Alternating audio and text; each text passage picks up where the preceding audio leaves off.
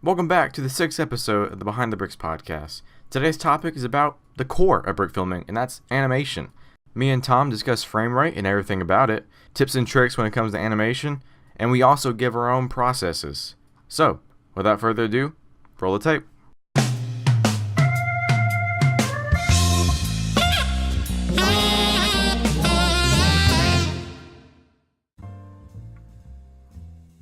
Okay, welcome back everyone, and welcome back to episode 6 of Behind the Bricks. As Jared said in the intro, this week we are talking about the animation process, so production itself. Isn't that right, Jared? Oh yes, the most fun thing any brick filmer can ever do. That's animation. Probably the most important and core aspect of a brick film is the actual physical animation itself, I guess. Agreed. And with that in mind, I tell you what, why don't you just give us a brief history of Jared as an animator? When did you first learn to start animating? Let me see. So I would definitely say probably 9 or 10. I saw Gareth's Spuggas do Squad 42, and dude, I was blown away, and I was like, man, this is pretty freaking sick, man. I'm gonna start doing this now. And I had the crappiest of cameras, and I got that, and it took the blurriest photos. Like, you couldn't get anywhere near a Lego minifigure without it being blurry. But I kept going, man. I had a Lego base plate, I had some Lego minifigures, and I started animating like 1 frame per second, and good lord, they were horrible. And I think any brickfilmer can attest to that. Like, your first animations are going to be so bad, and they are. I have never seen, somebody that's just started animating and their animation was already blowing people away. So it was bad. And as I grew up, I started brick filming more and watching more videos, watching more brick filmers, and getting inspired and learning more. And today I'm not a great animator. I'm trying to be better. I'm improving every day, I guess we can say. And I think any brick filmer can say that they're improving their craft every single day by watching other people animate and release videos. And yeah, I think animation, like you said, it's definitely the core of a brick film, and it's definitely something that needs to be practiced and worked on, because that is what's going to make your video a decent video. Like, it's got to be pretty good animation with a great story and all the other set pieces, I suppose. Yeah, it is really one of those things you just got to keep practicing. And I think as long as you're learning and as long as you're getting better every video, then it's going great. I think although everyone strives for the point of perfection where you don't need to get any better every video, I don't think you actually really want to get there, because as soon as you're there, it's not as interesting anymore. It's always about the learning and and coming up with new ideas to do different shots, that sort of thing. So I started animating with Lego in probably 2009. So I guess I was probably slightly older than you at that point. I must have been about...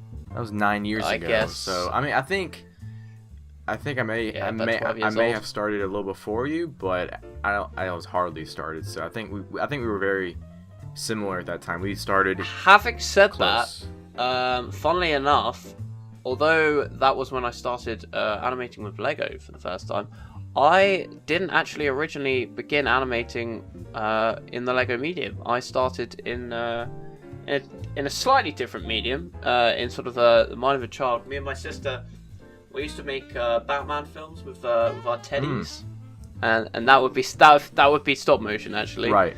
And that was really fun, but it's only through looking back that I realized that actually that's sort of when I was starting to figure out that I actually really enjoyed stop motion, and it was going to be one of my hobbies going forward. Right. I think and I definitely think action figures and figurines are even teddy bears are like, that's also a great way to practice your craft when you're young. Animate anything. Stop motion can be used with any type of object, like a pencil, an apple, a lamp, even. So I think for any young brick filmers out there, or young animators, young filmmakers, stop motion is a great little a great little exercise to give yourself to see if you know if it's your hobby, if it's your thing, you know. And I think for us, it was our hobby. It was something that we were allowed to make stories with and put it on a little big screen, I guess, and show it off to family members and friends. I love that. I love that little big screen. That's very poetic. Thank you. I'll try. Yeah, and I think also, dare I say, Star Wars had a little influence on me because there are actually stop motion elements in the original trilogy. So you've got like the AT-AT walkers. That's all stop motion. Probe droid for sure. Yeah, the probe droid, Tauntauns. It's a classic. It's an absolute classic, and so maybe you don't sort of realize the impact things like that have on you. Yeah, and I think like Wallace and Gromit was definitely one of those. One of those shows that really impacted me because you know you can watch that on like Nickelodeon, and boy, man, I was entertained from start to finish, and it was like, man, I wonder how that's made, and it's like stop motion. What is that? And then you do more research, and boom. Lego stuff came up, and it's like, oh, that's crazy. I want to do that, and it's so easy to get into these days. I tell you, it's one of those things with Wallace and Gromit, and things of the like. Is when you start animating yourself, you get such an appreciation for that. I mean, I enjoyed Wallace and Gromit before, but now being an animator myself and watching it again, oh my goodness, it is definitely devastating. Absolutely knock it out the park how good those guys are. I mean, just the patience, the sheer patience. Agreed. It must have taken. And yeah, I think patience is really the buzzword for stop motion. I definitely agree with that. It can definitely help you to grow your patience. To practice. I mean, patience. I'm almost 21 years old and I still don't have much patience, and I guess Brickfilming has kind of helped with that, but like. Lord Almighty, man! You can like look at like movies that come out these days, like Kubo and the Two Strings, or any of the Tim Burton movies. Like those are stop motion animations, and they're like 2 hours long, like an hour and a half long. And you imagine like, oh my God, that must have taken like years to work on, and so much patience to get 5 seconds of a dog walking from one end of the frame to another. And it probably took them a couple of days to do that. And you think about it, and it's like, I hardly spend 2 hours on a Lego animation. And it just makes you, like you say, it makes you appreciate the craft so much more. Yeah. Yeah, it gives a real appreciation. So, let's sort of jump into the more technical aspect of production. Do you want to just sort of define... obviously, I sort of imagine that a lot of the listeners out there know what this means, but for those of you who don't, Jared, would you like to describe what we mean by frame rate? Frame rate is definitely, you know, how many frames per second is your video going to be at. So, some examples are soap operas these days are filmed at 60 frames per second. So that's, you know, 60 frames like a movie are moving images. It's a weird term because it's amazing that we're still using the term movies and in this day and age, but it's just a word that has stuck on. But videos and clips and movies are made of images per second. So just imagine, like, it's like stop motion. A picture is taken every second, and you put it all together, and boom, there is a movie, a moving image. And so like I said, some examples: soap operas are filmed at 60 frames per second. Movies these days are filmed at 24 frames per second. Sports, I think, is filmed at 60 and 30 frames per second. And for stop motions, for brick films like us, we use 15 frames per second and 24 frames per second and 12 frames per second. Those are the three common animation frame rates that brick filmers and stop motion animators use these days. And if you're not animating at those, you're probably starting off in the single digit range, like maybe 2 images per second, 5 images per second, 8 images per second. But I think when you're young, you're allowed to start at those single digits because you're still learning. Like you're not born to know how to animate 15 frames per second. So I think like 5 frames per second, 8 frames per second are great starting numbers to start at for frame rates. And I think it's a great way to raise your stakes and get up to 12 and 15 and 24. Yeah, that's it. Definitely challenge yourself. For sure. Yourself. But so how many frames per second? So it's basically frames that are still images, and they create the illusion of movement, right? So the higher the frame rate, the smoother, in inverted commas, something might look. Okay? Yeah. So how many frames per second does the average brick film Oh man, that's come out? Well, let's see. If I'm going through my YouTube history, definitely I started, like I said, single digits, and then as I grew up and grew more in skill, I think we all started doing 15 frames per second. That's like the phrase every stop motion animator on YouTube says. Like, everybody comments in the description. It's like, what frames per second do you use? And then the average comment is, oh, I use 15. And I thought I used 15 for the longest time, but recently, I think like maybe a couple months ago, or maybe last year, I started to realize that, man, I think I'm animating at 12, but I'm just using 15 in my editing software.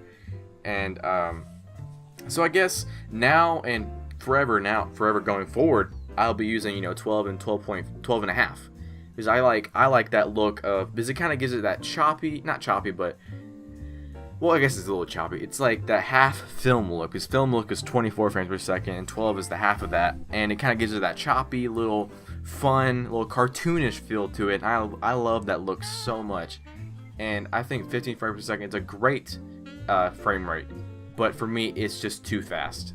And I like the way of 12 because it's not too fast and it's not too slow. It's right in the middle, and I think it looks good for my type of animations. And I know animators like Pong Owl, and I think Rio Force has done 12 frames per second, and I think, and Trevor, Student a good pal, he uses 12 now as well. And 12, it's a great number, and I think it's a great frame rate number, because like I said, it gives it that cartoonish kind of jumpy, choppy little look to it. And it's not disgusting, it's not like ugly to look at, it's really fun and kind of, like I said, cartoonish, and I really like that look. What do you usually use that? So this is an interesting one. I'm really not with the norm. I think it's born out of the fact that my editing software decimalized the time per frame as opposed to the frame per second. Right. And so I actually started out at 12 and a half. It was like 0.08 seconds per frame. So I started out at 12 and a half, and I was on 12 and a half for quite a while, and I've sort of finally gone up to 15 frames per second. But I think you sort of, as you animate more, you sort of work out what your optimum frame rate is for yourself, because everyone's different, right? Right. Some people will say, oh yeah, 24 frames per second is what I like to animate at because it looks super smooth. It takes a lot longer, obviously, to animate at 24 frames per second, because you've got to take 24 frames for every second? 15 frames that I have to take, Yeah. or 12 frames that you have to take. And some people like the effect. Mm-hmm. Some people, like you say, actually quite like the choppy effect. It reminds them a bit more of what Lego is actually about. I mean, it's a brick building toy, so I guess it's sort of, it's not real life at the end of the day. Right. You do want a little bit of a blockiness to it. Yeah. Let me ask you this. And let me ask you: have you ever considered going into like 24 FPS or even 12 FPS? I've definitely considered 24 frames per second, and I may have even practice shot a couple of shots every now and again just to see what it's like. And that's a really nice segue onto the point I wanted to bring up, in that I don't think it's as simple, having done those little tests and thought about it. It's not as simple as just changing the number on the screen and saying, right, I'm just going to set this to 24 frames per second, because you want to be conscious of what frame rate you are filming at while you are filming, Mm-hmm. in terms of how much you're moving characters' arms, for example. It may not come off properly if you film it with 15 frames per second in mind or 12 frames per second in mind, and then decide to knock it up to 24 in the editing suite. Right. It might look very fast, for example. So I think the key takeaway is you want to be set on what frames per second you want to film at going in and stick with it. Yeah. Because you've got to learn. It's like walk cycles, for example. My walk cycle is designed for 15 FPS. It wouldn't look right at 24 FPS. If I went up to 24 FPS, I would have to learn a different walk cycle, for example. I think, like, have you ever heard of like 12 on 2s? So it's pretty much 24 FPS, but you're shooting 12, but you're shooting double frames every frame, I guess. And I thought that was always interesting. It's quite a tricky concept to grasp. Understand, actually, because you think, how is that not the same as 12 FPS? Yeah. And I guess at the end of the day, the computer is still moving past 24 frames. It's just it only moves every other time. Yeah. I've never shot on doubles. I've but never it's an have interesting either. Concept. Yeah, I've thought about it. I've always thought about trying it, but I've always been turned away from it because it's just like, man, that's gonna look really slow.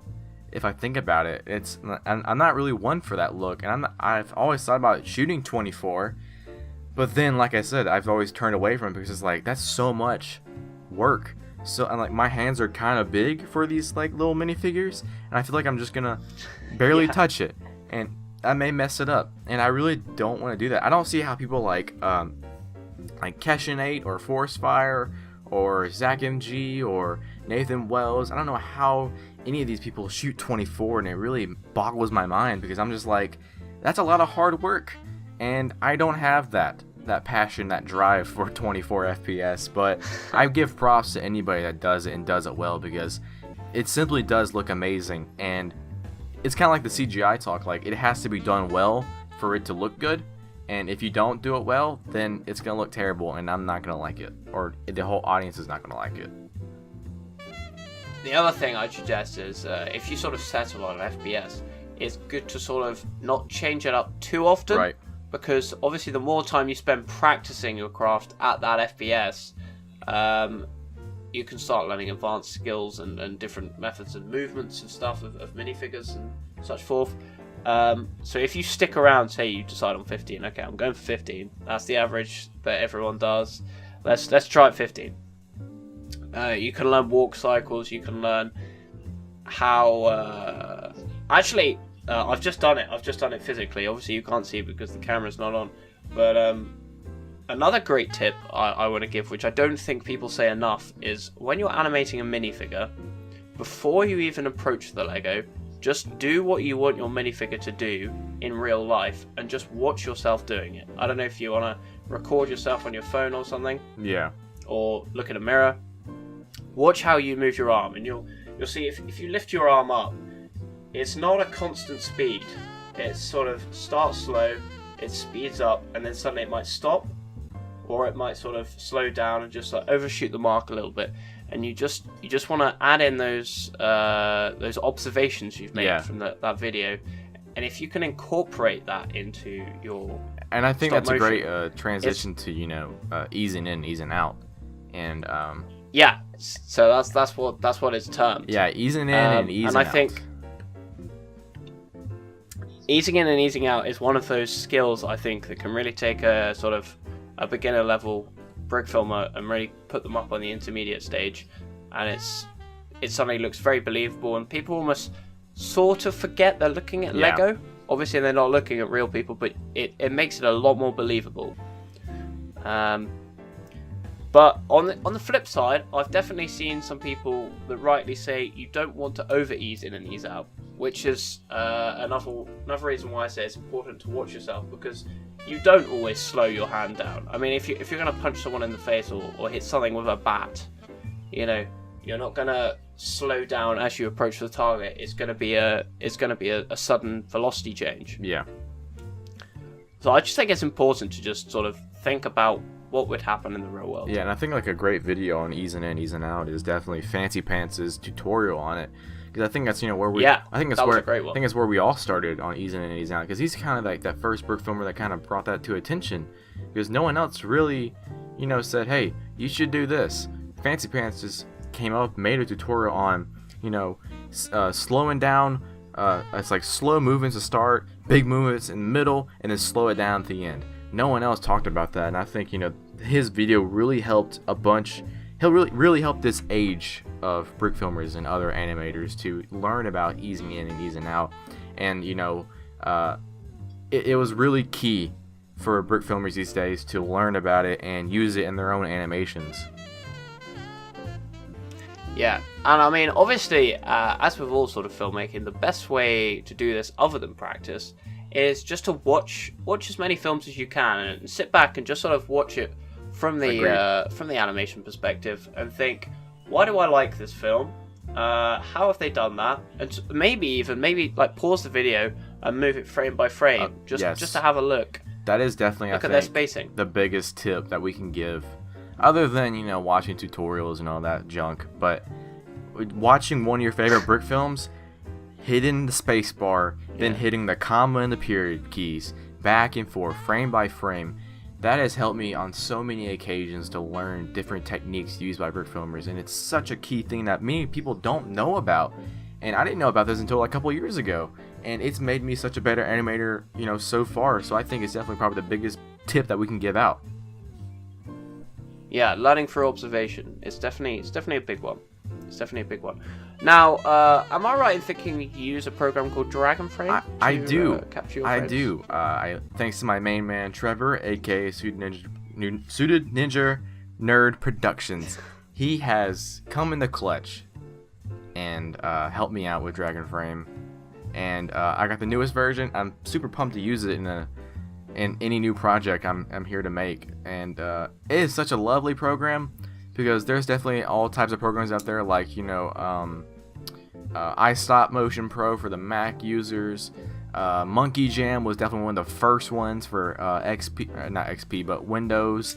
And Monkey Jam, throwback classic. I hated Monkey Jam. I could never use it and learn how to use it, but I really struggled. Actually. I struggled so hard. I mean, I did try to use it. I downloaded it the other day, and I was like, let me see if I can use this again. And dude, it barely runs on Windows 10. Like, what's the point? And I hated it so much. But other than that, Helium Frog. Some people really enjoyed it. Some people really made cool stuff with it. But I've just, I don't know. I hated Monkey Jam, dude. But I don't know. People learned how to use it. I think the problem is I started off with, it's only actually really recently, I actually used Dragonframe as well, but it's only recently I've got onto that. Before, I was actually pressing the shutter button with my finger. Right, yeah. I think we all did that back in the day when we had cameras. And I did that, I did that for years. And so I never used to think about how a program like Monkey Jam or Dragonframe works, in that you can see all the frames and you can use the onion skinning tool and stuff. Yes. Absolutely. I just sort of had to sort of guess, because I didn't want to touch the camera too much, so I couldn't look back at the previous frame. Yeah, I remember those days. I guess, I don't know. Those days were the best, because, you didn't focus too much on going back and making sure you messed up, and I wish we could go back to those days of, just not caring about the animation, just going forward through it. Because it made life so much more easier, because now in Dragonframe, thanks to onion skinning and hitting back the frames, we have to adjust everything, and it takes so much of our time. And I wish we could just go back to the DSLR or digital camera days, have the little remote, and just press that little button and clink, boom, you got a frame. Move next minifigure, clink, there it is. It was so simple and so lovely, and I miss those days. But now we're in the digital age of of being particular and being very OCD about it. We've opened up a Jared jar here. Yeah, I think we have. So yeah, Dragonframe is what we both use. Lovely program. It is really well made. It's got a nice control with it. Also, I didn't realize, and many of you guys out there may not realize this, it does do a student discount. So if you are a student, it is quite an expensive piece of kit, but it's made a bit cheaper by the fact that it gives you a student discount. You gotta think, this is the program that the the animators for, you know, Kubo and the Two Strings or the Tim Burton movies. This is the exact same program that they used, and the people at Robot Chicken. This is the Wallace and Gromit. Exactly. This is the exact same program, so it's definitely worth that, you know, $300 to $200 for sure. Yeah. I would say it's worth it for sure. And actually, believe it or not, I think that about concludes our chat on the production animation process. Have you got any closing comments to make? You know, like I said before, just practice. That's definitely the biggest tip that we can give, other than, you know, going frame by frame on your favorite YouTube video animation. But practice makes perfect, and it's all about practice, because if you don't practice, you don't learn, and you don't increase your skill, or, you know, you don't work harder than you're supposed to. And it really helps to, you know, get a minifigure, get your camera, and just, you know, test out your walk cycle, test out, you know, punching a guy, test out throwing a hammer, shooting a gun, you know. Just practice. I guess that's the only advice that I can really give right now, is just practice. Yeah. Practice is the word. Practice and patience. Two P's. PvP. And on that note, we're going to close off this episode. It's been nice hanging out with you guys today. This has been episode 6. Jared has joined me, Jared Johnson, at DudeBrick on Twitter and YouTube. I'm Tom Johnson. Actually, we're not actually brothers. Oh, we're related somehow. We'll figure it out. So yeah, we'll be back next week, same time, same place. All right. And I'll look forward to it. All right, see you guys later. See you later.